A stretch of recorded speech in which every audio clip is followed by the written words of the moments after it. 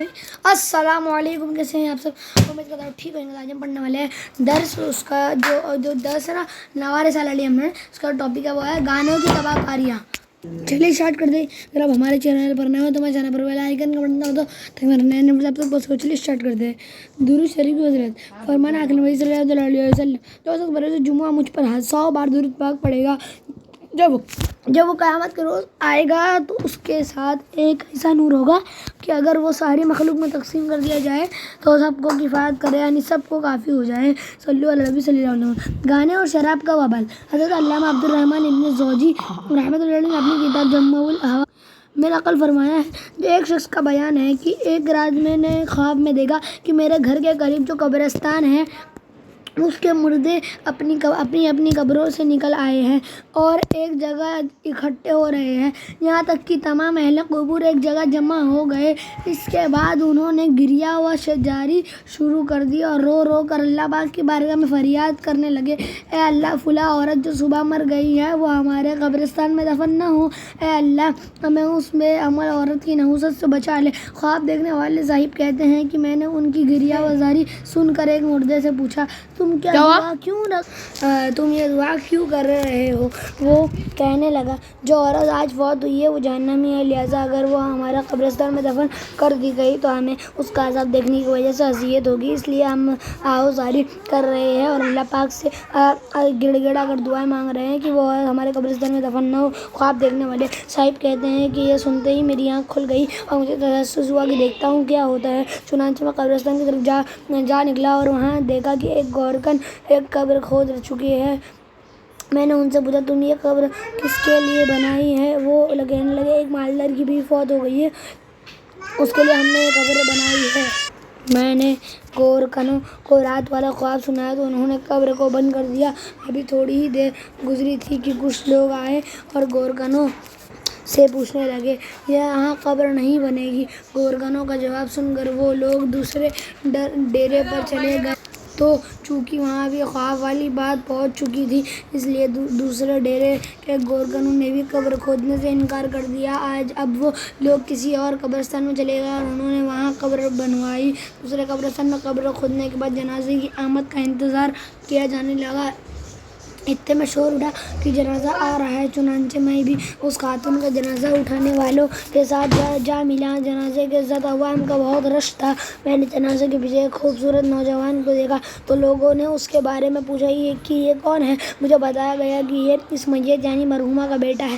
اس نوجوان کا باپ بھی اس کے ساتھ تھا اور لوگ ان دونوں باپ بیٹے سے تعزیت کر رہے تھے۔ خواب دیکھنے والے صاحب کہتے ہیں کہ جب اس خاتون کو دفن کر دیا گیا تو میں ان دونوں باپ بیٹے کے قریب گیا اور ان سے کہا، میں نے رات کو ایک خواب دیکھا ہے، اگر اجازت ہو تو بیان کروں؟ اس خاتون کے شوہر نے جواب دیا، مجھے خواب سننے کی کوئی ضرورت نہیں، اور یوں اس نے مجھے ٹال دیا، لیکن اس کے نوجوان بیٹے نے کہا، آپ مجھے خواب سنائیے۔ میں اس نوجوان کو لوگوں سے الگ ایک جانب لے گیا اور اسے اپنے خواب بیان کیا۔ پھر میں نے اس نوجوان سے کہا، دیکھو، قبر والوں نے اللہ پاک سے گڑ گڑا کر دعائیں کی ہیں کہ تمہاری ماں ان کے قبرستان میں دفن نہ ہو، لہٰذا مجھے اپنی والدہ کے اعمال کے بارے میں بتاؤ۔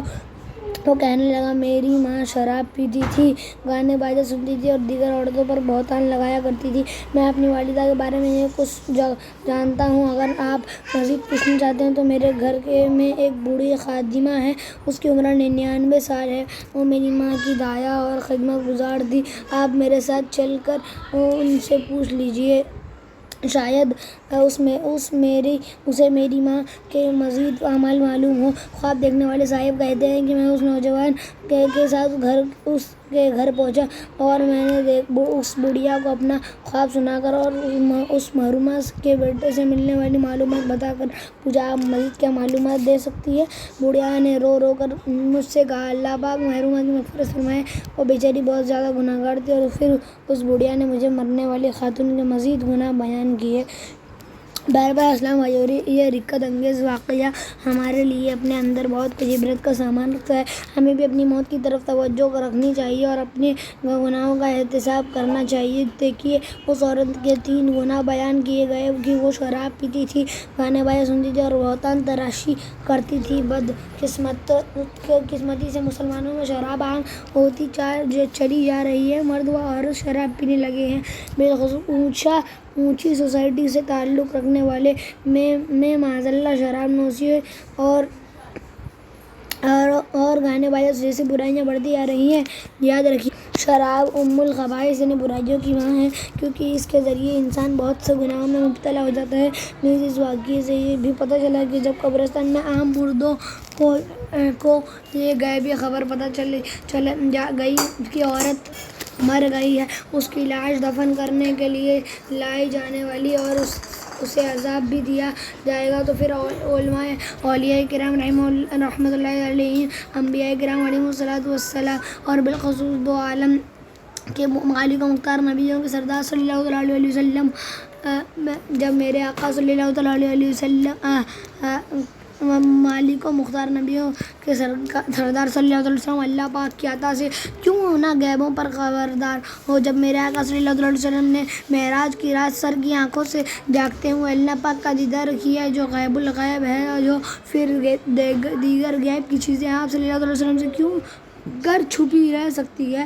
عاشقوں کے امام میرے آقا امام احمد رضا خان رحمۃ اللہ علیہ سرکار عالی وقار مدینہ کے دفتر صلی اللہ علیہ وسلم کی نعت بیان کرتے ہوئے بارگاہ رسالت میں عرض کرتے ہیں، اور کوئی غیب کیا تم سے نیا ہو بھلا، جب نہ خدائی چھپا تم پہ کروڑوں درود۔